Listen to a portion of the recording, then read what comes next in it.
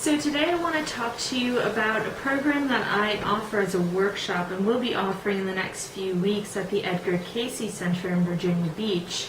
It's called Foundations for Success. And this isn't a business-related program. This is a program that basically takes the information, the spiritual and soulful wisdom of the higher purpose reading and makes it practical and usable within your life. So now you know about who you are as a soul, what your gifts and strengths are. Well, how are you going to use these tools to create a successful life based on your higher path and purpose? So this is reminding you that there are certain things that you do want to be working towards. It's not to say that you have fate, so to speak, in a very concrete way, that you need to do X, Y, and Z in order to live a successful life. It's more saying that there are certain things that you can do in this lifetime that will be aligned to who you are as a soul and kind of the intentions for being here in the first place. So, that being said, Foundations for Success is understanding how to build success in alignment to your higher path and purpose. The biggest piece behind that is getting a really good understanding of what the big intentions are for your life. What do you want to achieve within your lifetime? This isn't being skinny.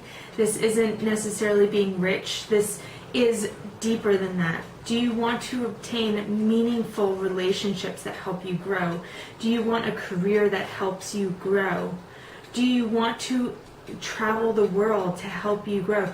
Whatever these big things are, these are things that are going to help you really embrace who you are as a soul and kind of share your gifts as well. What can you do in this life to really help you share your gifts? A lot of this is dependent on your soul group and on your energy centers.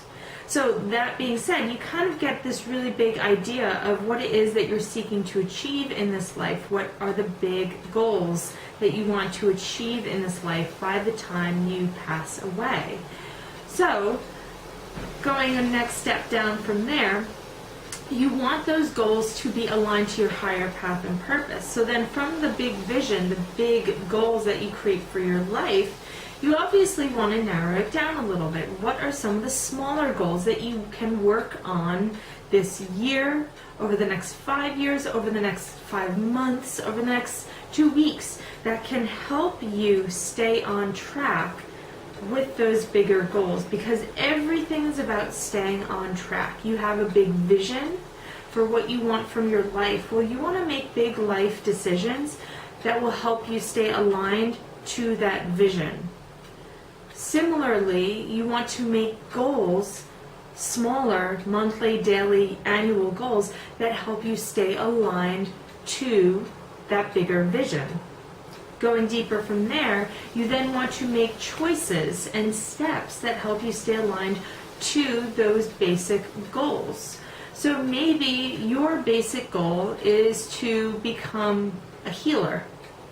You want to become a Reiki master and an energy worker because you believe that this will serve you in your overall life purpose as a healer. So in the next few years, you want to start your business as an energy worker, as a healer. Okay, so that is your goal for now, which serves your bigger purpose as being a healer in this lifetime.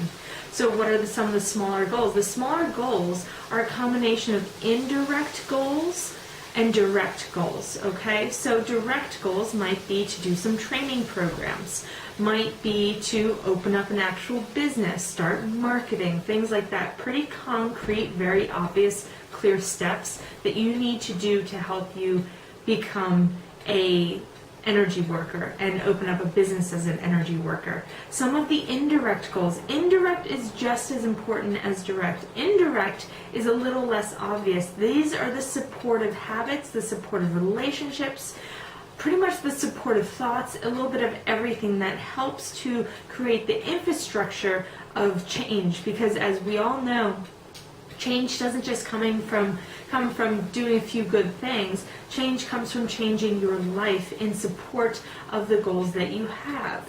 So what are the indirect changes to becoming an energy worker? It might be incorporating some different friends into your circle who are in the realm of energy workers and things like that, who understand you, who can support you on that path. It might be spending time on a regular basis, quietly kind of meditating and getting more in tune with your own energy. It might be doing things to help you better understand business. It's all of the indirect, not so obvious steps, the thoughts, the relationships that will help you get to where you want to go. Now, the direct and the indirect changes all boil down to either bringing on those new habits, or letting things go. Pretty much anytime we make a change, there are certain things that we need to let go of. That can often be the toughest part for some people who really have a hard time letting go of things. These can be relationships, these can be thoughts and the way you look at things. It can be a huge spectrum of things. So in the end, there's this whole huge map of the big picture, and then the smaller block pictures that go into that bigger vision as your life. And then from each little block goal for the year, for 5 years, for 5 months, are little pieces. What do you need to do indirectly and directly to get there? So when you start kind of breaking things down that way, it can be a lot easier for you to put together a plan, remembering each and every one of those steps, the things you let go of, the things you take on, the indirect goals, the direct goals that feed into the higher goals, that feed into the bigger vision. Every single one of those steps needs to align to ultimately the vision, but also they need to at the very least align to the next goal above it.